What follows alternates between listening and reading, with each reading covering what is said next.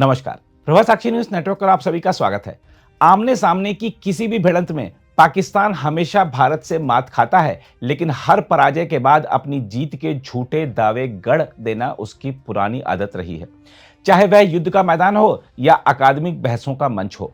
इसका सबसे ताजा और सशक्त उदाहरण तब सामने आया जब ऑक्सफोर्ड यूनियन ने भारत और पाकिस्तान के वक्ताओं के बीच एक बहस का आयोजन किया। इस कार्यक्रम से ठीक पहले ऐसा भ्रम फैलाया गया कि पाकिस्तानी प्रतिनिधिमंडल लंदन पहुंचा ही नहीं है, ताकि भारतीय दल को बहस से पीछे हटने पर मजबूर किया जा सके। और जैसे ही भारतीय प्रतिनिधिमंडल ने इस अव्यवस्था के कारण भाग लेने से इनकार किया, उसी समय पहले से लंदन में मौजूद पाकिस्तानी दल ने भारत पीछे हट गया कहते हुए अपने आप को विजेता घोषित कर दिया। हम आपको बता दें कि ऑक्सफोर्ड यूनियन की ओर से बहस का जो शीर्षक रखा गया था, वह भी अपने आप में भारत विरोधी था। इस बहस का शीर्षक था, यह सदन मानता है कि भारत की पाकिस्तान नीति सुरक्षा नीति के नाम पर बेची गई एक जन लुभावन रणनीति है। यह बहस ऑक्सफोर्ड यूनियन के पाकिस्तान मूल के अध्यक्ष मूसा हरराज द्वारा आयोजित की गई थी। मूसा हरराज पाकिस्तान के संघीय रक्षा उत्पादन मंत्री मोहम्मद रजा हयात हरराज का पुत्र है। खास बात यह है कि ऑक्सफोर्ड यूनियन ने बहस के वक्ताओं के नाम सार्वजनिक रूप से कभी घोषित ही नहीं किए थे। हालांकि दिल्ली से वरिष्ठ अधिवक्ता जे साई दीपक विशेष रूप से बहस में भाग लेने के लिए लंदन पहुंचे थे। उनके साथ ब्रिटेन स्थित जम्मू कश्मीर एक्टिविस्ट मनु खजूरिया और धर्म विद्वान पंडित सतीश के शर्मा आखिरी क्षणों में शामिल किए गए। इससे पहले पूर्व सेना प्रमुख जनरल एम नरवणे और डॉक्टर सुब्रमण्यम स्वामी ने इस सम्मेलन में भाग लेने से अपना नाम वापस ले लिया था। वहीं शिवसेना यूपीटी सांसद प्रियंका चतुर्वेदी और मार्केटिंग कंसल्टेंट सुहेल सेठ को भी बहुत देर से निमंत्रण भेजा गया था। जे साई दीपक ने अपने सोशल मीडिया पोस्ट में पाकिस्तान की बखिया उधेड़ते हुए सबूतों के साथ पाकिस्तान के दावों का खंडन किया है। उन्होंने ऑक्सफोर्ड यूनियन द्वारा भेजी गई अपनी भागीदारी की पुष्टि वाली ईमेल को भी साझा करते हुए लिखा है कि पाकिस्तानी लोग ऑक्सफोर्ड यूनिवर्सिटी को भी गड़बड़ कर देते हैं और हमेशा की तरह इस बार भी वह सच बोलने की ताकत नहीं रखते। जे साई दीपक ने लिखा है, इस ईमेल के बाद यूनिवर्सिटी की तरफ से बताया गया कि पूर्व सेना प्रमुख नरवणे और सुब्रमण्यम स्वामी इस कार्यक्रम में नहीं आ सकते हैं।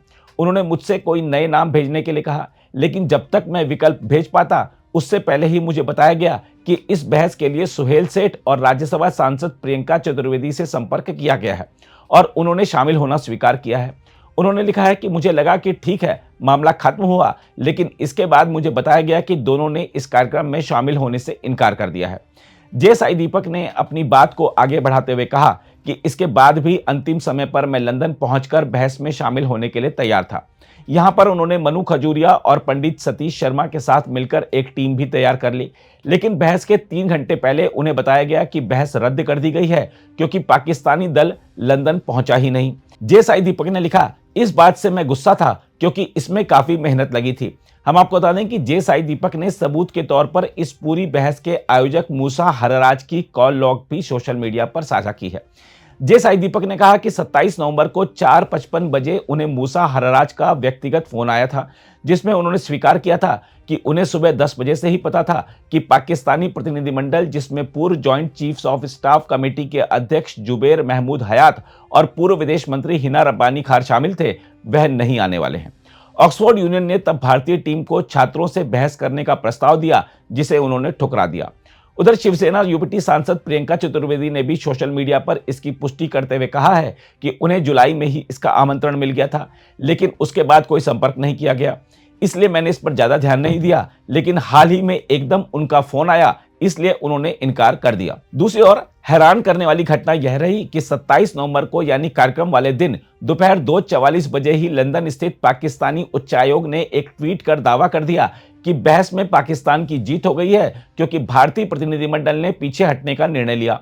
ट्वीट में भारत पर आरोप लगाया गया कि वह खुली और नियम आधारित बहस से बच रहा है और केवल पक्षपातपूर्ण मीडिया में बहस करना चाहता है। जे साई दीपक ने कहा है कि उन्हें अगले दिन पता चला कि पाकिस्तानी प्रतिनिधिमंडल वास्तव में ऑक्सफोर्ड पहुंच चुका था। उन्होंने इस पूरे आयोजन को शर्मनाक रूप से अव्यवस्थित बताया और ऑक्सफोर्ड यूनियन पर पाकिस्तान उच्चायोग का मुखपत्र बन जाने का आरोप लगाया। उन्होंने कहा, यदि हमें पता होता कि पाकिस्तानी टीम आ गई है तो हम बहस के लिए बिल्कुल तैयार थे। उन्होंने आरोप लगाया कि पाकिस्तान ने झूठा नैरेटिव बनाकर खुद को विजेता घोषित करने की कोशिश की और कहा कि उन्हें बहस से बचने की बजाय साहस दिखाना चाहिए। देखा जाए तो ऑक्सफोर्ड यूनियन जैसी प्रतिष्ठित संस्था में बहस का इस प्रकार रद्द हो जाना अंतर्राष्ट्रीय अकादमिक विमर्श की विश्वसनीयता पर गंभीर प्रश्न चिन्ह लगाता है।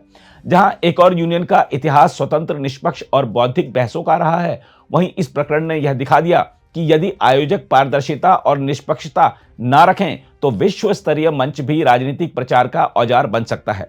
सबसे पहले वक्ताओं की सूची को सार्वजनिक नहीं करना और अंतिम समय तक व्यवस्थाओं को स्पष्ट नहीं करना किसी भी गंभीर बहस की प्रक्रिया के विपरीत है। ऐसा लगता है कि बहस का आयोजन अधिक राजनीतिक रंग लिए हुए था, विशेषकर तब जब आयोजक स्वयं एक पाकिस्तानी मंत्री के पुत्र हों और बहस का विषय भी भारत विरोधी नैरेटिव से जुड़ा हो। दूसरा, पाकिस्तान उच्चायोग द्वारा बहस शुरू होने से पहले ही विजय का झूठा दावा करना यह संकेत देता है कि यह पूरा घटनाक्रम पूर्व नियोजित था।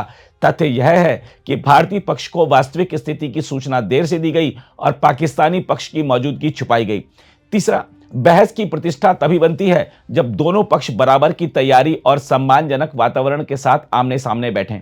यदि उद्देश्य वास्तविक तर्क और तथ्य प्रस्तुत करने की बजाय सार्वजनिक धारणा को प्रभावित करना हो तो बहस का मकसद ही खत्म हो जाता है। बहरहाल यह पूरा प्रकरण पाकिस्तान की उसी पुरानी प्रवृत्ति को उजागर करता है जहां वास्तविकता से अधिक उसे भ्रम रचने और स्वयं को विजेता घोषित करने में दिलचस्पी रहती है।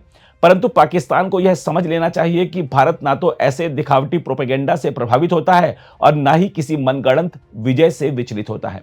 भारत की स्थिति स्पष्ट, मजबूत और तथ्यों पर आधारित है। इसलिए पाकिस्तान के लिए बेहतर होगा कि वह अपनी हद में रहते हुए गंभीर मंचों का सम्मान करना सीखे और भारत से अनावश्यक पंगा लेने की आदत छोड़ दे। पाकिस्तान को समझना होगा कि दुनिया बदल चुकी है, न कथा गढ़ने से सच्चाई बदलती है और न झूठे दावों से प्रतिष्ठा बनती है। भारत के सामने टिककर बहस करना है तो तैयारी, सत्य और साहस तीनों साथ लाने होंगे, वरना अकादमिक मंच भी युद्ध क्षेत्र की तरह पाकिस्तान के लिए एक और शर्मिंदगी बनते रहेंगे।